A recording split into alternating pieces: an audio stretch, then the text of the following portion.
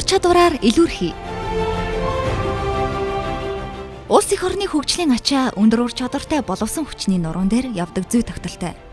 Дэлхий улам бүр даяар шиж Монголд уул уурхай, газар тариалан, үл хөдлөх хөрөнгийн зах зээл жилээс жилд өргөжөнд хэлж, дэлхийд нэр сүрээ цураатуулсан томоохон бүтээн байгуулалтууд өрнөж байгаа энэ үед эх орондоо төдийгүй олон улсын хөдөлмөрийн зах зээл тэнцвэз ур чадвартай, мэрэгчсэн боловсон хүчин өвүүлэх царай.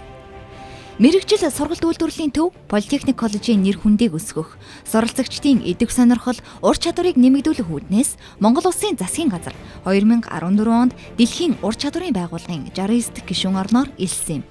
2015 онд Бразил улсын Сан Пауло хотноо зохион байгуулагдсан дэлхийн ур чадварын 43 дахь удаагийн тэмцээнд манай улс 9 мэргэжлэр оролцсноос багийн дүнгээр 60 орноос 42 дугаар байрт орж анх удаа гэхэд чамлахааргүй амжилт үзүүлсэн билээ. Тэгвэл Арабын нэгдсэн Эмират улсын Абу Даби хотод 2017 оны 10 дугаар сар зохион байгуулагдах 44 дахь удаагийн дэлхийн ур чадвар тэмцээнд манай улс 6 мэргэжлэр оролцохоор бүртгүүлсэн бөгөөд Мужааны төрөлд Эрдэнэ мөх, Өрөг угсралтад Мягмар сүрэн, Гагнуурт Жанлав ойдов, Цахилгаанд Төгөлдөр, Сантехникт Долгормаа, Тогоочид Давгсүрэн нарын мэргэжлийн улсын аваргууд оролцохоор эксперт багш нарын хамтаар бэлтгэлээ базааж байна. Би багасаа авигаа юм хийсгээд манай ус мөж яадаг. Тэгээд сэлбэр их оролцдог байсан. Тэгээд сэлбэр чимэрч мэрэгчтэй болно гэд 2012 онд Дархан уул аймагт аш Дархан өргөө Политехник коллеж чимэрчийн ангидээс орж суралцаад 14 онд суралцж явахдаа тэр сургуулиас ороод одоо 15 онд техник технологийн дээд сургууль гэдэг сургуулийг төлөөлөд.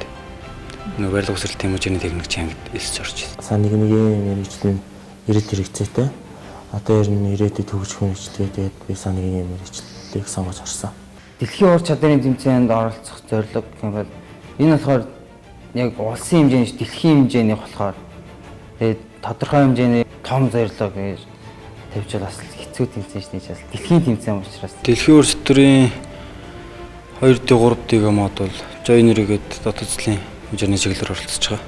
2D 3D мод бол нэг даалгавар нь 11 цагт, 2 даалгавар нь нийлээд 22 цагт хийж гүйцэтгэдэг байгаа. Мэдээж хүн хожигдохын төлөө авахгүй аль болох өрсөлдөлт нь хийн бүтээн.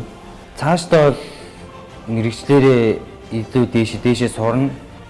Тэгээд энэ мэрэгчлэр нь тултал сураад хамгийн дээд одоо инженеринд болно гэж боддог шүү дээ. Боловсрол мэргэжил ур чадвараараа залуу хүн өөрийгөө гойж, илүү гэдгээ бусдад харуулдаг цаг үе ирж байна. Мэргэжлийн ур чадвараар улсын хөгжлийг түүчээлэх цаг айсвэ. Дэлхийн хөгжлийг дэргэд авчрах ур чадвартай, авиаслаг, шилдэг залуустай өндөр амжилт хүсье. Монгол орны хөгжлийн гарц чадварлаг монгол хүн танаас эхэлнэ.